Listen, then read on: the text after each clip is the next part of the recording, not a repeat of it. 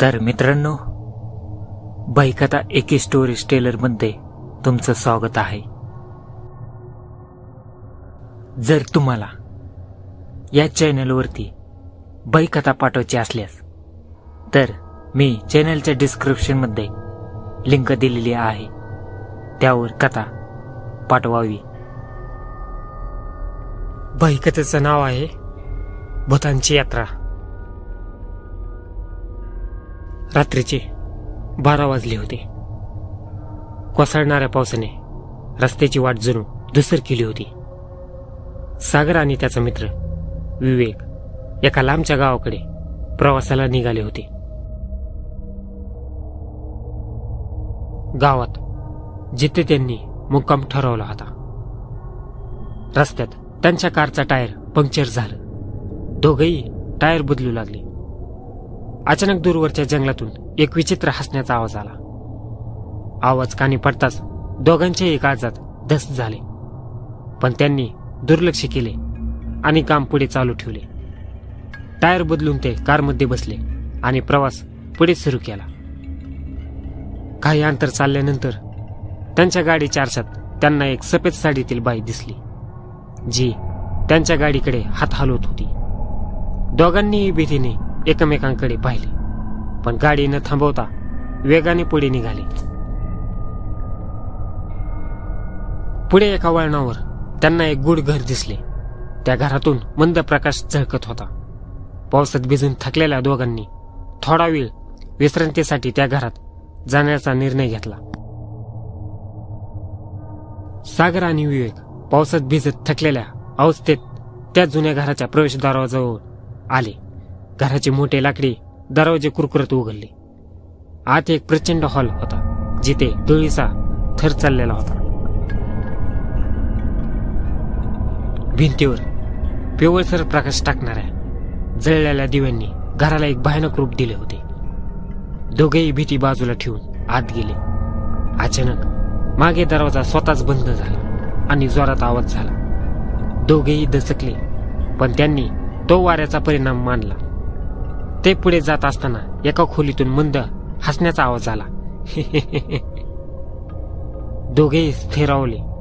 विवेक म्हणाला, काहीतरी चुकतंय, आपण इथून लगेच बाहेर पडले पाहिजे. पण सागर जिद्दीने म्हणाला, एवढ्या लांब आलोय, बघू तरी काय आहे. दोघे त्या आवाजाच्या दिशेने गेले. खोलीत एक जुनी झुलणारी खुर्ची हलताना दिसली, पण खुर्चीत कोणी नव्हते. विवेकने मागे फिरण्याचा प्रयत्न केला, पण त्याच्या पायाला अचानक कोणीतरी ओढल्यासारखे वाटले. विवेक भयाने ओरडला, सागर, इथे काहीतरी आहे. तेवढ्यात समोरच्या आरशातून एक बाईचा चेहरा दिसला. तीच सफेद साडीतील बाई. तिचे लाल डोळे जणू जीव घेण्यासाठी पेटलेले होते. आरशातून बाहेर पडण्याचा ती प्रयत्न करत होती.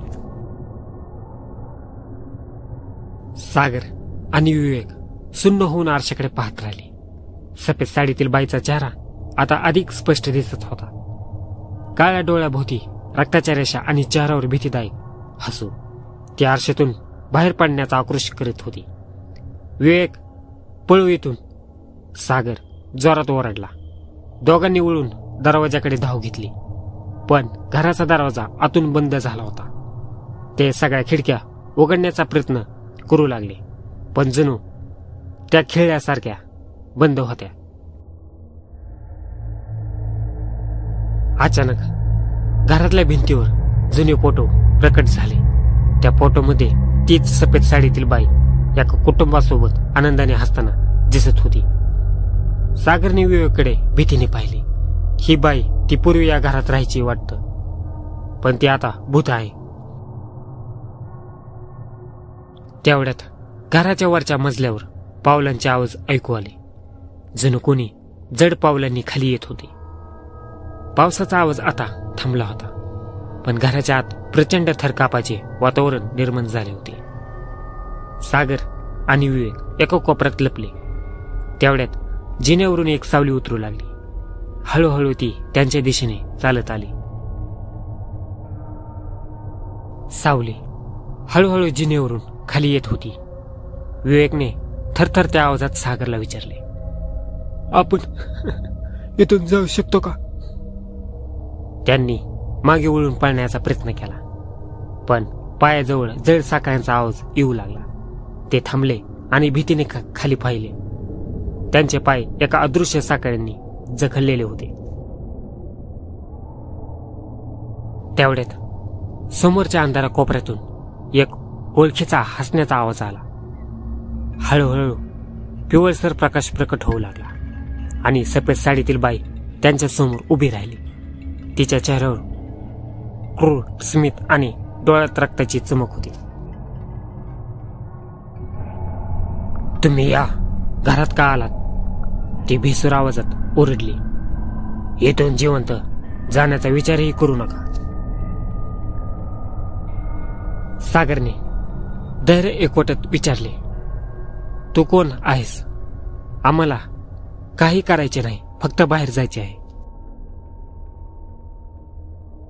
बाईने वेडसर हसत उत्तर दिले, माझं नाव कुसुम देवी. या घरात माझा आणि माझ्या कुटुंबाचा मृत्यू झाला. तेव्हापासून मी या घराची मालकीण आहे. जो इथे येतो तो कधीच परत जात नाही.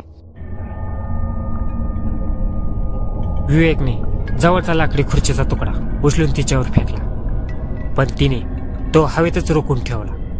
अचानक घराचा संपूर्ण हॉल फिरू लागला.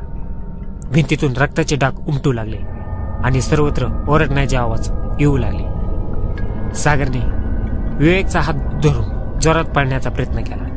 ते एका जुन्या खोलीत घुसले. खोलीत एक जुनं पुस्तक ठेवलेलं दिसलं. त्यावर मंत्र असा लेख होता. त्यांनी ग्रंथ उघडला, पण तो पूर्ण कोड्यात लिहिलेला होता. दरवाजाच्या बाहेर कुसुम देवीचा आवाज दाटत होता, तुमचं शेवट आलंय. सागर आणि विवेक धडधडत्या हृदयाने जुना पुस्तक उघडून त्यातील मजकूर वाचण्याचा प्रयत्न करू लागले. त्यावर कोड्यातील शब्द कोरलेले होते.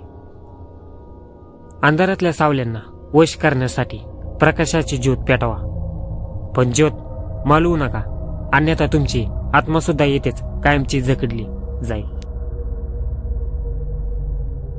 तेवढ्यात खोलीतल्या खिडकीतून एक वीज चमकली आणि त्यासोबतच कुसुम देवीचा रागाने भरलेला आवाज ऐकू आला, तुमचं सुटणं अशक्य आहे.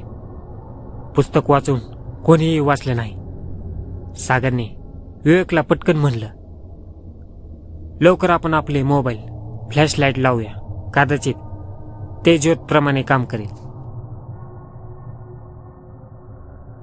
तेवढ्यात खोलीतल्या दिवा लुकलुकू लागला.